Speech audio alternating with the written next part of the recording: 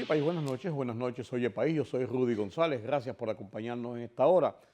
Hemos arrancado la primera semana del mes de mayo y este lunes ha sido un día feriado, fin de semana largo, es el feriado del Día Internacional del Trabajo que fue el jueves de la semana pasada, 1 de mayo, pero que en virtud de la ley que coteja la celebración de los feriados para el lunes anterior o el lunes posterior, cuando cae a mediados de semana, en este lunes se celebró el Día Internacional del Trabajo.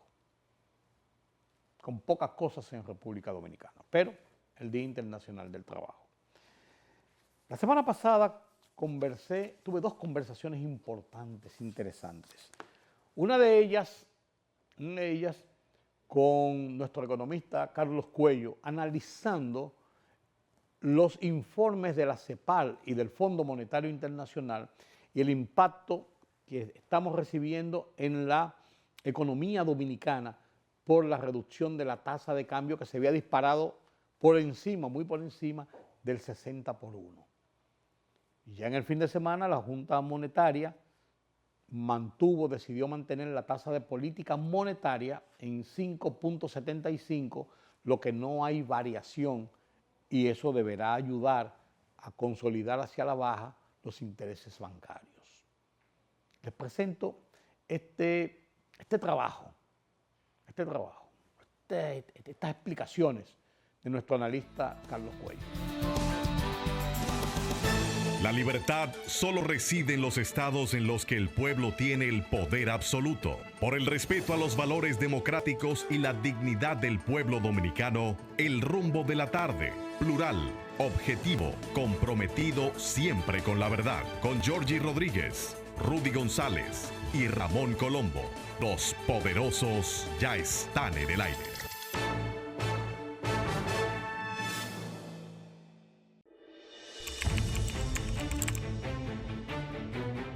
Periodismo de investigación, columnas, opinión, análisis, reportajes de fondo.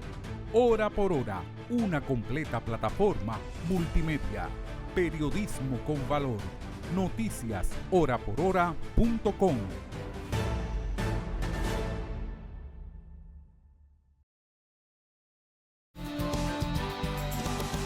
Gracias por continuar con nosotros aquí en Oye País.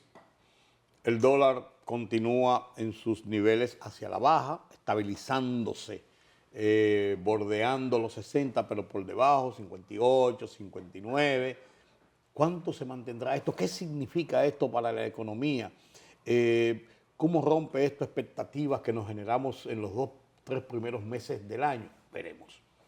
La CEPAL acaba también de emitir unas reconsideraciones sobre el comportamiento de la economía de la región para el 2025, de acuerdo a cómo se va moviendo el mercado, cómo se van moviendo las estrategias, cómo se van moviendo las realidades.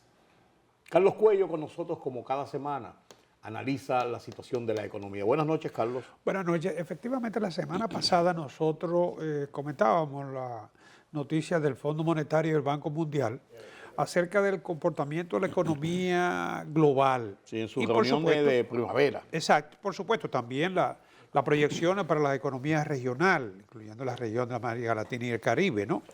En este caso recuerdo que hablábamos de que según el FMI, Estados Unidos estaría bajando, le redujo a Estados Unidos sus indicadores, su perspectiva de crecimiento de un 2.7 a un 1.8. Y para la zona euro, de un 1 a un 0.8. Correcto. Para China, 4.6 a 4%. Esas fueron, digamos, en términos globales, ¿no? Y para la región, por supuesto que también la rebajaba a un 2%, para la región, de 2.4 a 2%, ¿no? Bueno, pues la CEPAL, que es un organismo de Naciones Unidas que tiene su enfoque en lo que son las economías de la región, digo, así se llama, Comisión Económica para América Latina y el Caribe, claro, ¿no? También hizo ajuste en lo que son sus perspectivas de crecimiento, a la baja en esta ocasión. A la baja. Coincide con el Banco Mundial y el Fondo Monetario y estima que la economía de América Latina y el Caribe en general, como región, estaría creciendo a un 2%. coincidiendo, repito, con las proyecciones anteriores, ¿no? Para el Caribe, aquí ya siendo más específico, ¿no? Le reduce 8 décimas, ¿no? América Central y México, donde estamos nosotros también, a la baja, con 7 décimas, ¿no? Y fíjate que todo el panorama, excepto América del Sur, que sí le da un poquitito de crecimiento, pero eso no logra, digamos que, impulsar la región. Las nuevas proyecciones son de un 2.5, de un 2%, perdón, era un 2.5, ¿no? El sur un 1, América Central un 1.8 y el Caribe, excluyendo a Guyana, 1.8. Claro. Ahora, República Dominicana, en ese contexto, aparece con una tasa de crecimiento, la mantiene la CEPAL, de 4.5%. Estaría entre una de las economías de mayor crecimiento, exceptuando ya el caso de Argentina, que está por encima del 5, como decíamos anteriormente, con mucho de rebote, ¿no? Pero con ese 4.5 que proyecta la CEPAL aquí, la República Dominicana estaría entre las economías de mayor crecimiento en el mundo. Fíjate que para China, lo que se tiene aquí entre un 4.6 y un 4%. China se espera que sea la economía más afectada, por lo menos en este año. Ya si se mantiene esa guerra, llegará un momento en que sencillamente el comercio chino tendrá que reorientarse, ¿no? Y habrá que ver quién sale más perjudicado, porque sí, perjudicados van a salir. No ganador, sino menos perjudicado. Correcto. Correcto, sí, porque se va a afectar el volumen de comercio mundial, sin lugar a duda. Entonces, fíjate que el dato es muy interesante, aún en la situación de proyecciones a la baja, la CEPAL es más optimista que el Banco Mundial y el Fondo Monetario y mantiene la proyección de la economía dominicana en un 4.5%. Obviamente que estas proyecciones están muy sujetas, muy expuestas a lo que son los movimientos erráticos e imprevistos en la economía global. Pero en sentido general, ¿cómo afecta a nosotros, aunque nosotros mantengamos ese margen de crecimiento establecido, que toda la región y los principales socios de nosotros o con lo que nosotros tenemos ese intercambio comercial, cómo tengan esa inestabilidad, cómo nos afecta realmente?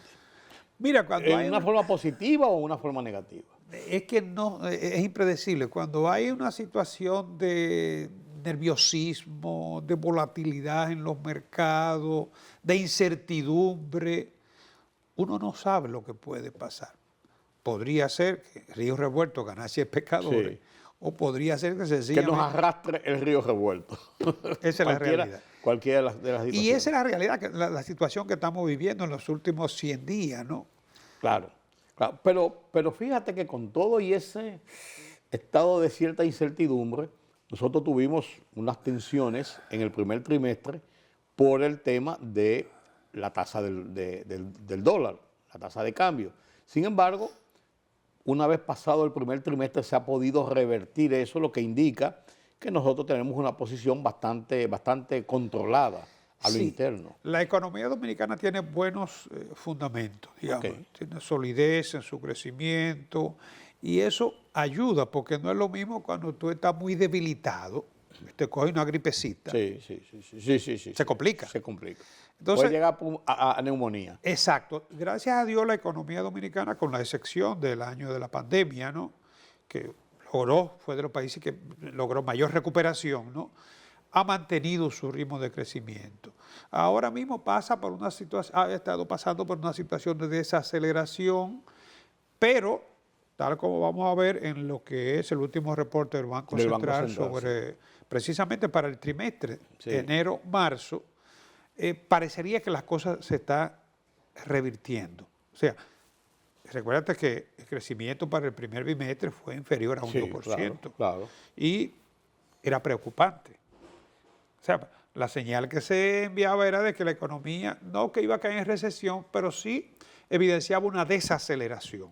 Bueno. Sin embargo, este último reporte del Banco Central de lo que es la medición de la actividad económica, utilizando un indicador de corto plazo que se llama IMAE, Índice Mensual de la Actividad Económica, basado en estimaciones, por supuesto, al mes de marzo del 2025 muestra una expansión interanual, o sea, asumiendo que el año fuera de marzo a marzo, de un 5.4% al mes de marzo. El mes pasado fue de menos de la mitad de esta cifra, ¿no? Ritmo notablemente superior al crecimiento interanual del año 2024, que fue de 1.3. Y si tomamos el crecimiento acumulado para los 3 meses, la cuarta parte del año, es de un 2.7%. O sea, todo indica que... La proyección indica que vamos... Sí, la tendencia es de que vamos en la dirección de lograr el objetivo, claro, ¿no? Aquí se destacan las actividades que tuvieron mayor incidencia, ¿no? Por supuesto, la construcción, con dos dígitos, un 14.5%. Ese sector el año pasado, tú recuerdas que se había desacelerado. Sí. De hecho, creo que registró cifra negativa el año pasado. Para el año sí yo recuerdo que fue negativo, pero para este periodo creo que ya desde marzo del año pasado ya venía cayendo. Bueno, pues ahora reporta un crecimiento del 14.5%, ¿no? Manufactura de zona franca dentro de lo que son los servicios, que los servicios tienen aquí un crecimiento para marzo de 4.7 y 3.3 para enero-marzo. Pero zona franca, manufactura de zona franca, perdón, no está dentro de los servicios. Manufactura de zona franca está como un sector dentro de lo que es el sector manufacturero, ¿no? Reporta aquí un 11.3%. La intermediación financiera, la banca, 11.3 también. El comercio, que ese sí está dentro de los servicios, 8.9. Transporte y almacenamiento, 8.7. Y el agropecuario, 5.2%. Los servicios explican el 35% del crecimiento interanual del Producto Interno Bruto. El 35% lo explica, más de la tercera parte de ese crecimiento, se explica, perdón, por la construcción. Sí. Por la construcción. ¿Se ha dinamizado nueva vez? Ya tiene los motores encendidos, que es lo más importante, porque el problema es cuando se cae, es cómo se recupera, ¿no? Y eso yo creo que es un buen indicador. La zona franca, con un crecimiento de 12.9% en el referido mes, con un total de 771 millones de dólares, y acumulan ya exportaciones por 1.985 millones de dólares. Casi 2.000 millones. Están generando empleo por aproximadamente 200.000, y si a eso tú le agregas 2.5 empleos indirectos, estamos hablando de... Parte del motor principal de la... Sí, alrededor de medio millón de empleos, más dos veces, sí, 2.5. Estamos hablando de que el sector zona franca está dentro de los principales generadores de empleo. Sí, claro. Prácticamente un 10% de lo que son los empleos formales. Sí, que ese es el punto nodal de la zona franca. Pero fíjate, exportación el 67%. Y de los empleos cerca del 10% de los empleos formales, porque una característica que tienen otros empleos que son formales, los de zona franca. Los indirectos sí, la mayoría son informales, o gran parte de ellos, ¿no? Pero ojalá y se logre mantener y que no sea impactada de manera negativa por la guerra arancelaria. Y ahora también, ¿no?, digamos que le resta un poco de competitividad el tipo de cambio. Sí. Como sector. Eso es claro. Sí. Si a uno beneficia por un lado, a otros perjudica, por así decirlo, por el otro. Claro. Y las exportaciones es uno de los puntos que perjudica. Claro. El tema de la tasa de cambio a la baja. Claro. Eso es así. Claro. Pero tú mencionabas zona franca, Carlos. Se ha anunciado un aumento de salario en zona franca. Ya lo había anunciado el presidente de la República, pero es un poquito, no se pensó que iba a ser, y parece que los empresarios en un momento determinado han sentido como que fue demasiado rápido, como que no se consensó. ¿Qué pasa con eso? Parece que hubo consenso porque lo que he visto de algunos sectores representativos de la zona franca o grupos de la zona franca que están de acuerdo, o sea, por lo visto en la mesa del diálogo tripartito hubo acuerdo para que no lesionara al sector ni perjudicara a la economía. O sea que cualquier salario mínimo, que obviamente es una manera de fijar precio al margen del mercado, debe tomar en cuenta el mercado. Y cuando hablo de mercado, no solamente me refiero a lo que son los salarios locales, sino los salarios en la región. Claro, tú tienes que tener punto de referencia.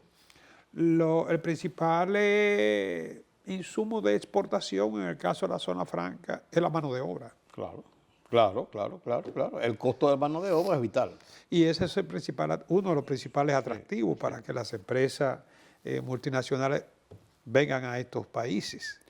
Yo vi una declaración que dicen la gente de Zona Franca que ellos habían hecho ya un aumento de salario en los primeros meses de este año.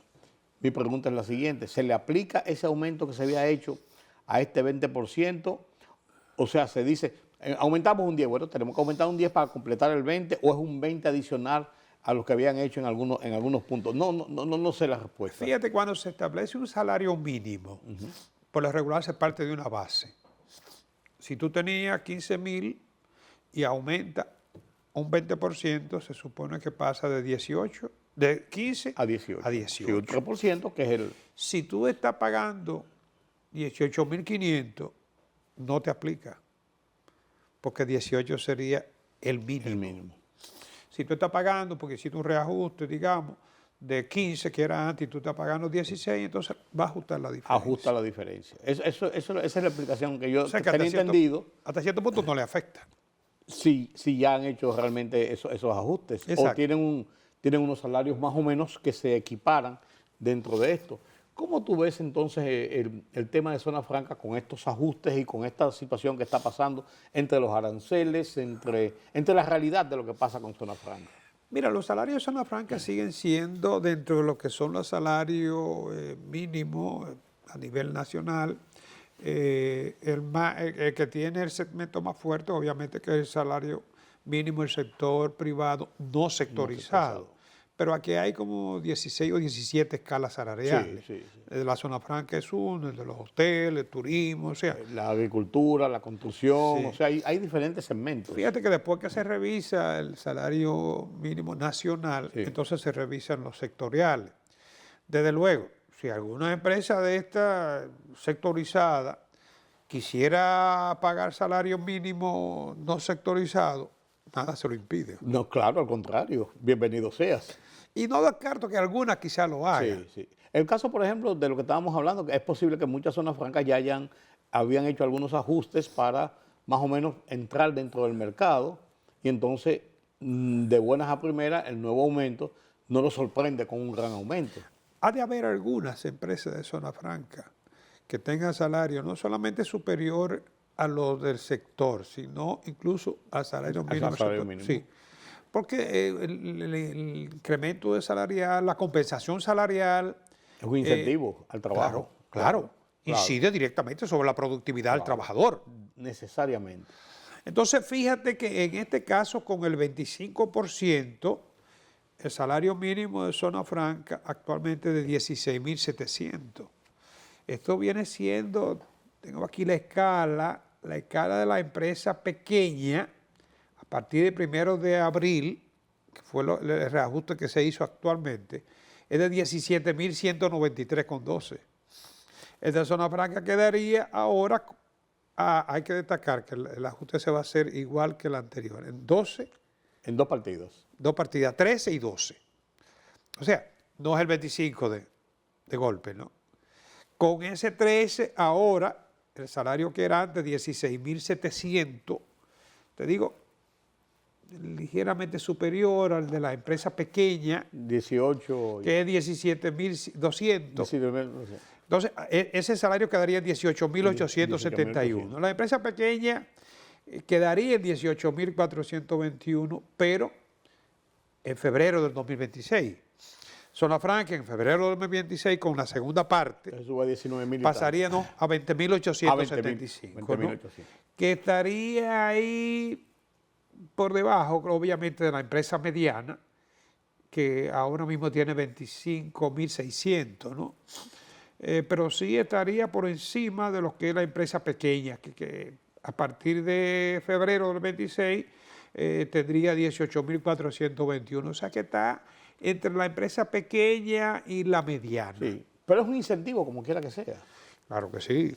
Cualquier incremento de salario Es un incentivo. le da al trabajador, como tú dices, un aliciente. Y un ¿no? sentido de reconocimiento, de que se valora lo que se está haciendo, aunque sea obligatorio como sea.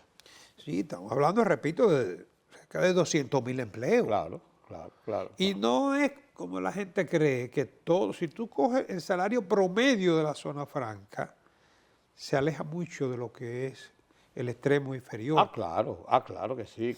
Porque hay muchos técnicos, hay Eso- muchos eso- profesionales. Eso te iba a decir porque la zona franca ha variado bastante. Y hay muchas empresas de zona franca que requieren fuerza de trabajo especializada. Claro. Como Los la call de centers, o informática, por o los ejemplo. informáticos, o los de insumos médicos, Y ahí hospitalarios. conozco casos de compensación salarial que van más allá de lo que pueden ser 5 salarios mínimos. Oye, bien. En algunos casos hasta de 10 salarios Hasta de mínimos. 10. Bueno, Carlos, gracias por tus comentarios sobre la situación de la economía. No estamos tan mal. Bueno, así concluimos el mes de abril. Vamos a ver qué nos trae mayo, Nos vemos el mes que viene. si Dios así nos lo permite. Y feliz día del trabajo. Feliz adelantado. Claro que sí. Sí, bueno, adelantado. Sí, porque el feriado es el lunes. Sí, pero esa es la celebración. Pero el día del trabajo es realmente primero de el día mayo. fue el 1 de mayo. Siempre Jueves. será así. Gracias, amigos, por acompañarnos en este conversatorio con Carlos Cuello sobre la situación de la economía. Permítame la pausa. La libertad solo reside en los estados en los que el pueblo tiene el poder absoluto. Por el respeto a los valores democráticos y la dignidad del pueblo dominicano, el rumbo de la tarde, plural, objetivo, comprometido siempre con la verdad. Con Georgie Rodríguez, Rudy González y Ramón Colombo. Los poderosos ya están en el aire.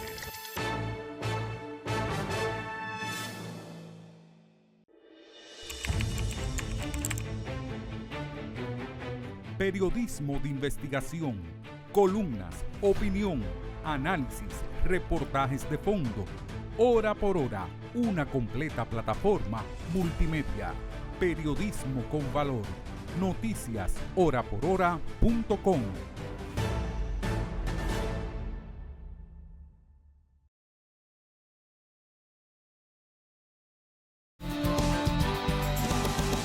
Gracias por continuar con nosotros aquí en Oye País.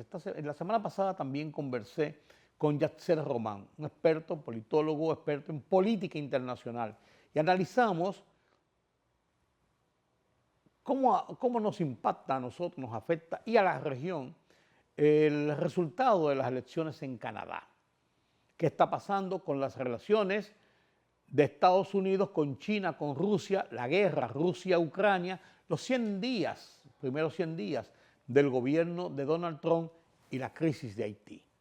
Lo analizo con Yatzer Román a continuación.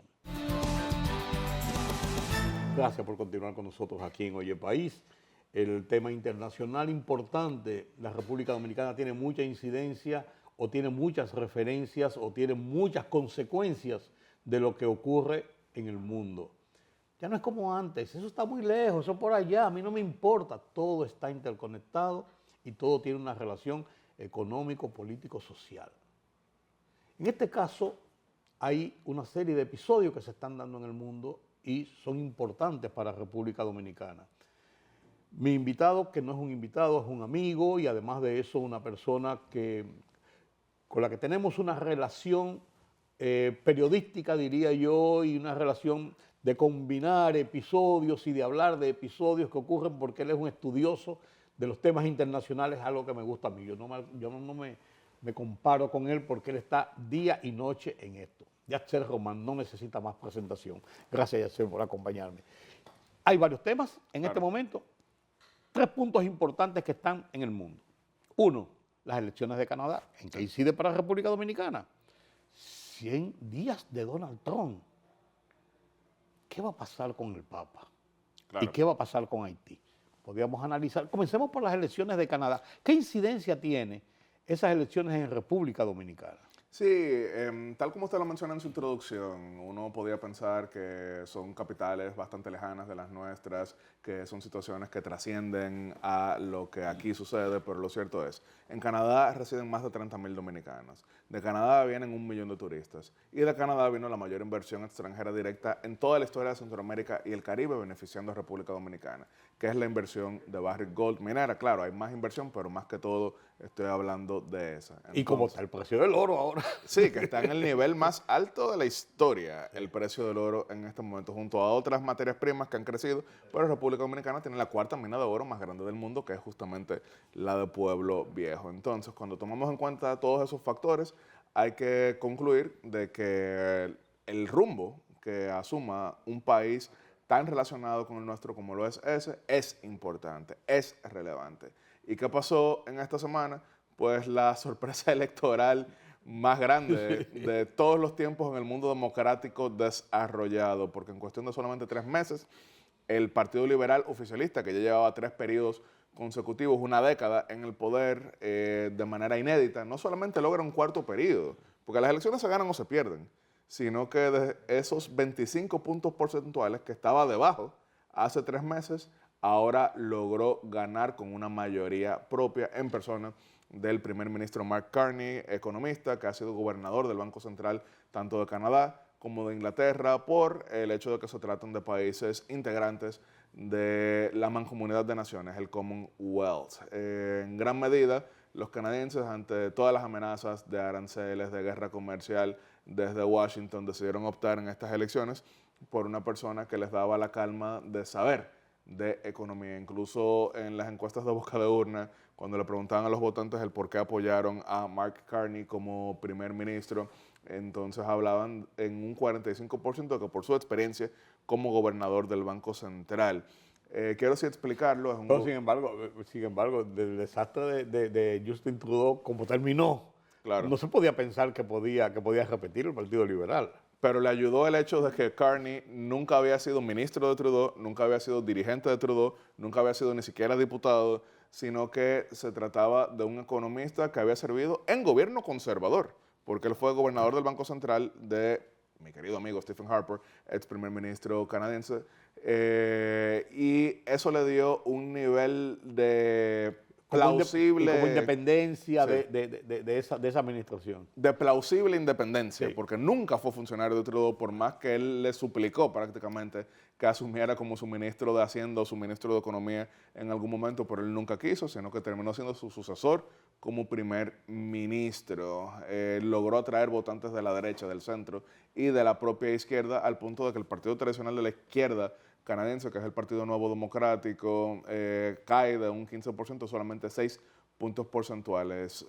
Logró ampliar su coalición independientemente de que el Partido Conservador logra su mayor votación en 11 elecciones, pero no lo suficiente para obtener el gobierno, porque Canadá, que es un gobierno parlamentario, los diputados se eligen por distritos uninominales. Entonces, hay lo que se llama voto excedente, que es cuando tú logras una buena cantidad de diputados, pero esos diputados sacan tantos votos que no necesariamente el voto popular significa que logres más curules, porque vamos a ponerlo de la siguiente manera. El Partido Liberal quedó con 43 puntos porcentuales y el Conservador con 42. Sin embargo, pegadito en lo popular, pero el Partido Liberal quedó con 18 diputados más, porque los conservadores concentraron su votación más que todo en las provincias petroleras industriales, mientras que en lo que es el Gran Ontario, pero también en gran medida Quebec francoparlante y Columbia Británica, que es donde se encuentra la gran ciudad de Vancouver, ahí ganaron los liberales. Para ponerlo un poco en contexto, aunque estamos hablando de Partido Conservador y Partido Liberal, no es que uno es de derecha y otro es de izquierda, Sí. uno es centro-derecha y el otro es centro. Es un partido centrista y por eso, por ejemplo, las políticas de Mark Carney son indistinguibles de un tradicional centro-derechista. Él está hablando de recortar impuestos, de mayor inversión en infraestructura y de mayor comercio internacional. Y que la gente se lo cree por la experiencia que tiene Claro. en gobernando tanto el Banco Central de Canadá como el de Inglaterra. Porque probablemente Justin Trudeau no lo hubiesen creído. Por más que hiciera todas las mismas propuestas, no iba a tener ese nivel de credibilidad. Entonces, de manera bastante edificante, porque es casi que un discurso profesoral que da Mark Carney, pero con una gran presencia. Él comienza siempre sus apariciones diciendo, tenemos una amenaza existencial, pero al mismo tiempo que se trata de un peligro serio, tenemos un equipo serio en el gobierno que le va a hacer frente. Y eso logró una confianza para este cuarto periodo consecutivo del Partido Liberal, que como lo conectaba al inicio, es un país donde tenemos 30.000 dominicanos, entonces si a ellos les va bien, a nosotros nos va a ir bien. Si a ellos les va neutral, pues no nos afecta, pero si a ellos les va mal, pues nos afecta. ¿Y cómo le afecta eso a las relaciones entre Canadá y Estados Unidos con toda esta embestida de Donald Trump? Aunque él, en cierto modo, fue partícipe, por así decirlo, de ese triunfo. Bueno, Mark Carney debería mandarle pues, todo tipo de flores, bombones, reconocimientos y hasta corazoncitos a quien terminó siendo su jefe de campaña en gran medida. Trump, de hecho, fue hasta visceral contra el Partido Conservador de Canadá. Se burló en todo momento. El mismo día de las elecciones, en la mañana, puso un mensaje en el que reiteraba que quiere Canadá ser el Estado 51. Pero Trump en ocasiones ha mostrado que admira la fortaleza. Trump ha mencionado que valora cuando, no necesariamente que lo enfrenten y lo desafíen, pero cuando muestran cierto nivel de resiedumbre. Tal es el caso de que hemos visto que él se ha llevado bien con hasta gobiernos autoritarios, porque es lo que le gusta justamente el poder. Y en ocasiones él admira justamente a quienes ganan elecciones, quienes se fortalecen.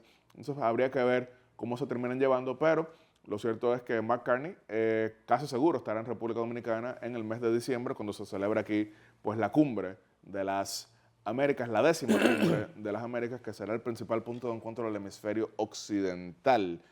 Pues dice Carney que aunque tiene buenos vínculos con los Estados Unidos, nunca nos doblegará. O sea, mantiene una identidad propia. Como dice, tenemos buenas relaciones. Y a lo mejor arregla un poco las relaciones que Trudeau ayudó a descomponer precisamente con Trump.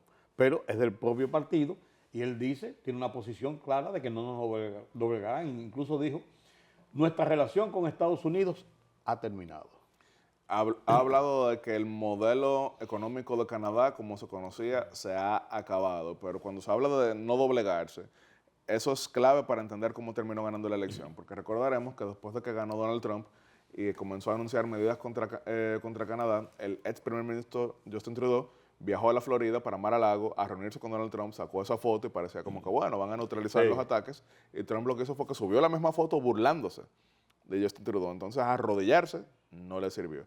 En el caso de Pierre Poilievre, líder de la oposición, él nunca se arrodilló ante Trump, pero utilizaba discursos similares a Trump. Entonces, esta distinción, identidad y nivel de discurso soberanista fue lo que terminó significando que Mark Carney ganara la elección. No es el primer gobernador del Banco Central que gobierna un país, pero sí es el primero que logra un endoso popular como este, porque por ejemplo Mario Draghi, italiano, que fue gobernador del Banco Central de Italia, gobernador del Banco Central Europeo, fue designado como un gobernante tecnócrata, pero después no lograba ganar elecciones. Mario Monti también allá. En otros países, como fue el caso de Argentina, fue candidato, no gobernó, pero recordaremos que Domingo Cavallo también intentó ser presidente cuando pues no venció frente a De la Rúa, que de todas maneras lo nombró ministro de Economía, pero entonces aquel ministro ultra aplaudido y gobernador del Banco Central ultra aplaudido argentino le tocó pues ver el desmoronamiento del modelo que él había creado y terminó pues siendo catalogado como el ministro del corralito. Entonces hay que ver, Mark Carney tiene una carrera intachable en ese sentido.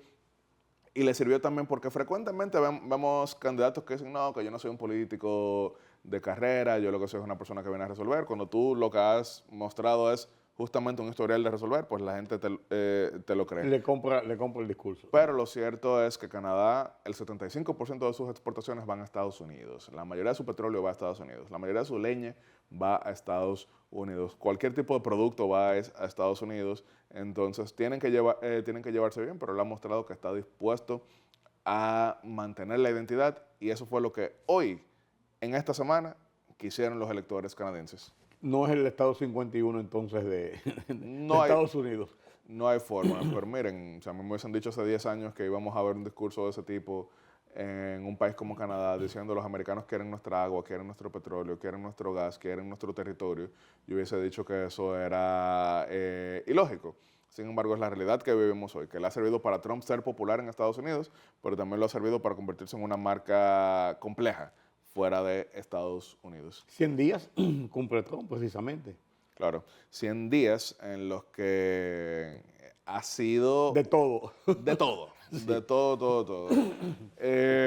Andrés Dawager, hijo, mejor conocido como Andy Dawager, tiene un artículo bien interesante, pues haciendo su memoria de cuando él le tocó ser asesor del Banco Central en los años 80, mientras el embajador Roberto Saladín era gobernador del banco, y pues él justamente veía muchas medidas que tomaba el gobierno con un gasto exorbitante y una emisión inorgánica que estaba pues afectando la balanza de pagos, y él decía que cuando visitaban al presidente en ese momento, él solamente fue asesor 2 meses, él no entendía cómo era que se estaba haciendo todo esto, acelerando pues las obras públicas presas con recursos propios, lo cual suena bonito, pero genera pues una distorsión en lo económico. Él decía, bueno, lo que pasa es que aparentemente el presidente pensaba que él se iba a morir en esa época.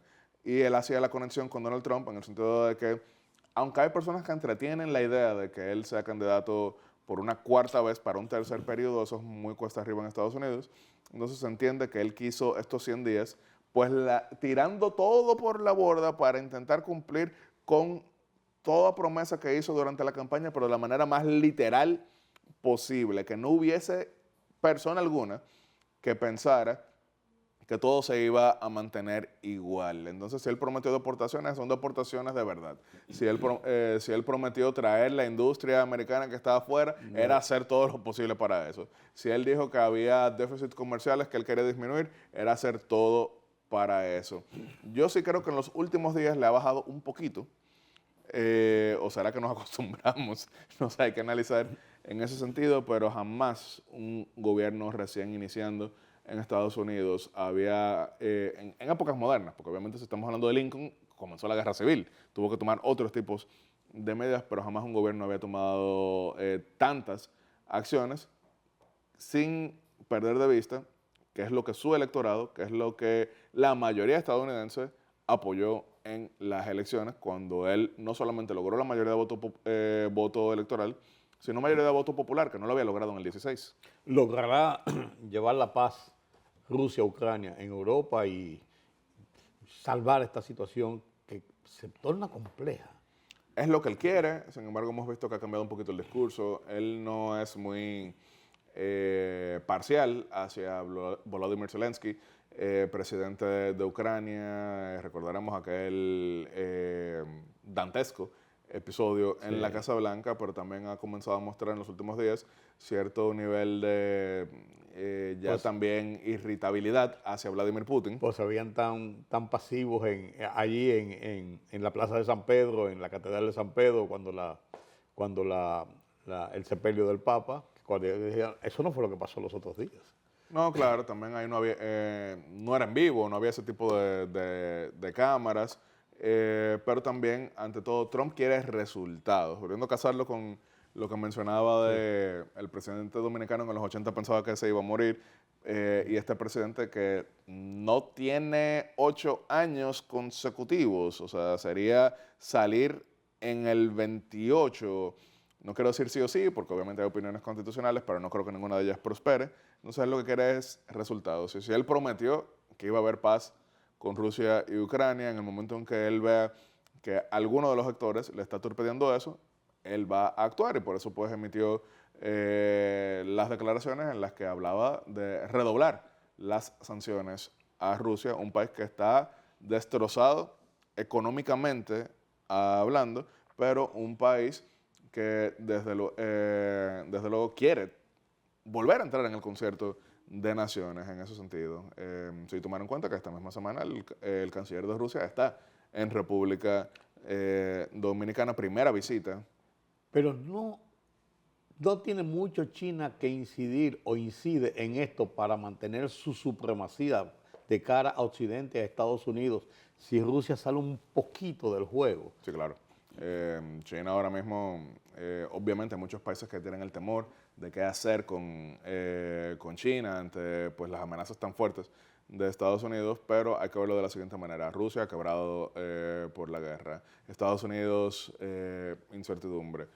China se convierte entonces en un socio que algunos pensaron, bueno, es más confiable, porque por ejemplo yo voy a Washington el lunes y yo no sé qué va a pasar el viernes. Yo voy a Rusia el martes y no sé qué va a pasar el sábado. Pero yo voy a China en el 2025 y yo sé qué va a haber en el 2055. Entonces, con eso no quiero de ninguna manera endosar el modelo chino, pero es justamente un contexto en el que incluso varias democracias están pensando en pues ciertas fallas, ciertas grietas democráticas.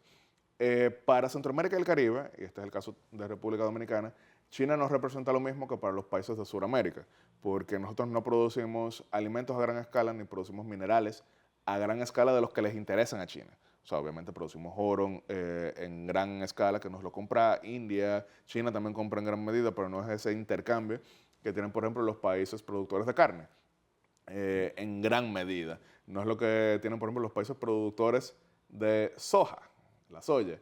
Usted en la audiencia quizá no tiene que ser el mayor experto geopolítico para saber que el mayor consumidor de soya en el planeta Tierra es China. Entonces, si tú produces soya, obviamente China le va a interesar en ese orden. Así que para nosotros no es la misma relación. Es una relación en República Dominicana de interés geopolítico más que económico, porque es un país que tiene un derecho a veto en la Organización de las Naciones Unidas, donde frecuentemente República Dominicana tiene que llevar la situación de crisis de Haití. Entonces, son relacionamientos distintos en comparación con el caso de Argentina, que Milei, por ejemplo, mientras estaba en oposición, fustigaba a China, pero llega al gobierno y sabe, estos son grandes compradores de mis productos. Esta es la realidad. Esa es la realidad. Pero hay una gran recomposición y usted con su experiencia ilustre en medios, tanto escritos como radiales y televisivos, sabe que una de las frases más recurrentes es los tiempos están cambiando. Y la mayoría de veces no es tan cierto. Por ejemplo, miren, en la crisis financiera global del 2008 se pensó, se acabó el capitalismo, y mentira. O sea, en el inicio de los años 90, cuando cayó el muro de Berlín, se dijo, se acabó la historia, y mentira. Pero yo sí creo que ahora mismo el mundo está cambiando de manera muy acelerada. Y eso también significa recomposiciones de las lógicas en las alianzas internacionales. Y es un área donde intentará comer China. Es un área donde Estados Unidos históricamente había estado y que ahora pues exigirán otro tipo de intercambios. Por ejemplo, en el caso de Medio Oriente, uno ve más la incidencia de Rusia que la incidencia de China. Y uno dice, si quiere lograr la paz el presidente Trump en Europa, en el caso de Rusia y Ucrania, los judíos están como por la libre, de todas maneras, haciendo su propia guerra y haciendo su propia estrategia. Acaban de bombardear al Líbano a principios de esta semana de nuevo y ellos son los que tienen el control de lo que hacen. Sí, en Medio Oriente Rusia tiene una gran influencia tradicional por los intercambios, los gasoductos, pero también en Medio Oriente quiero aprovechar para mencionar que hay 3 actores que han querido ya no solamente ser de incidencia económica, sino que también han querido apostar a lo geopolítico en Medio Oriente y en África completa. Estoy hablando, desde luego, de Arabia Saudita, Emiratos Árabes Unidos y Qatar. Históricamente, estos países habían tenido gran incidencia en uno que otro estado. Por ejemplo, miren, en el mismo caso del Líbano, sabemos que Arabia Saudita tenía sus favoritos ahí dentro, pero ya han pues buscado justamente que varios actores, incluso beligerantes, tengan representación en Qatar, en Emiratos Árabes Unidos y en Arabia Saudita para desde ahí pues poder incidir. Y hemos visto también pues grandes inversiones de estos países que históricamente traían inversión hacia ellos, pero no invertían tanto en el exterior, pero ya están invirtiendo más en África. Estos todavía no son tan determinantes en el caso del conflicto judío-palestino, pero sí hemos visto que Emiratos Árabes Unidos tiene una buena relación con Israel, iba avanzando mucho más, pero frecuentemente hablan de que es insostenible la situación con Gaza en ese orden. Entonces hay varios actores que están queriendo incidir. En Estados Unidos, Benjamín Netanyahu, el histórico primer ministro israelí, había tenido una gran popularidad. Sin embargo, eso ha ido cambiando porque hay muchos que entienden que él es el tranque hacia soluciones en el conflicto. Yo no me atrevería a decir eso. Y él tiene gran apoyo Sí, de Donald Trump. en parte, porque recordaremos incluso que cuando Mahmoud Abbas, que es el presidente de la Autoridad Nacional Palestina, que eso ya es Cisjordania, ya eso no es Gaza, a pesar de que es el área que tiene el asiento observador en Naciones Unidas, Mahmoud Abbas, que ha visitado República Dominicana, ya que aquí tenemos una población de alrededor de 20.000 personas de origen palestino. Él vino en el año 2011, si mal no recuerdo, cuando le envió una carta a Donald Trump en el mismo momento que estaba en su primera visita Benjamín Netanyahu tras ser electo Donald Trump, y él le respondió públicamente Trump a Abbas diciendo: voy a hacer todo lo posible para que haya paz entre Israel y Palestina, porque de nuevo Trump lo que quiere es resultados en base a lo que él prometió, y él no se va a casar con ningún conflicto de larga data, muy Sí, eso distinto está claro. a lo que pasaba con otros países. Si a Trump le presentan, miren, o sea, este es tu aliado, pero vas a tener que dedicar tanto nivel de financiamiento durante 20 años para que él se mantenga, él dirá: no, yo no quiero eso. Es lo que él ha mostrado, es lo que le ha servido, y es lo que ha significado pues el desmonte del sector neoconservador americano. Ya ese discurso hoy no tiene popularidad, o sea, no hay quien ahora mismo pueda ganar unas elecciones en Estados Unidos hablando de que van a gastar en llevar paz, democracia y libertad a otros países con el presupuesto. Ahora, el que diga se van a acabar las guerras porque a mí me van a tener miedo, pues eso es lo que ha hecho Donald Trump, variando aquella mantra de Teddy Roosevelt que decía, pues habla bajito y ten un gran garrote. En el caso de Trump es habla duro y de vez en cuando dale una que otra pela con el garrote al otro para que sepa que si lo usas, Lo usas. lo usas. Sí. No me gustaría terminar esta conversación contigo sin ver el tema Haití. Haití cumple un año prácticamente todo el proceso del gobierno provisional, cambiaron a Dominique Dupois, que es la conflictiva, por así decirlo, frente a República Dominicana en relaciones exteriores, pero no se ve un avance importante, primero en la crisis interna, ni en el estado de las relaciones con República Dominicana.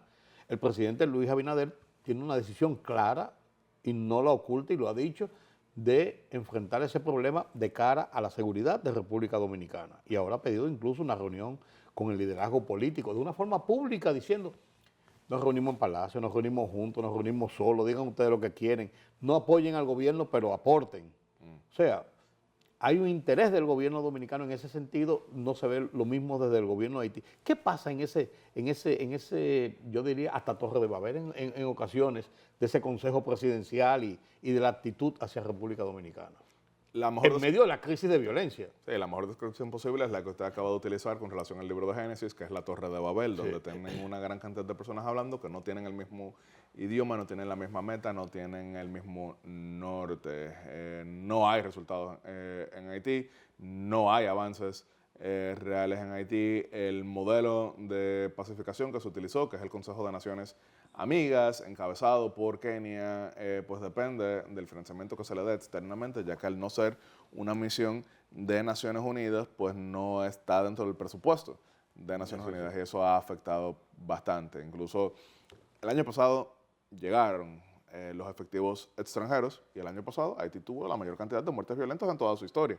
Muertes violentas, obviamente no estamos hablando de terremotos y demás. Haití tuvo 44 muertes violentas por cada 100.000 personas el año pasado, 5.000 muertes violentas. Entonces no hay avances y eso se convierte en cada vez más una amenaza para República Dominicana. Y con esto no quiero de ninguna manera hacer parecer de que hay un interés alarmista, pero si tenemos al lado un Estado en esas condiciones, lo lógico es que eso pudiera afectarnos. Miren, por ejemplo, en Centroamérica, todo lo que comenzó a pasar con los cárteles de narcotráfico mexicanos, cómo se fueron trasladando. Aquí hay un Estado, aquí hay Fuerzas Armadas, aquí hay realmente una sociedad que le haga frente, pero no podemos pensar de que si hay un infierno al lado, pues no quiero decir, Esto va a ser la gloria. esto va a ser la gloria, pase lo que pase.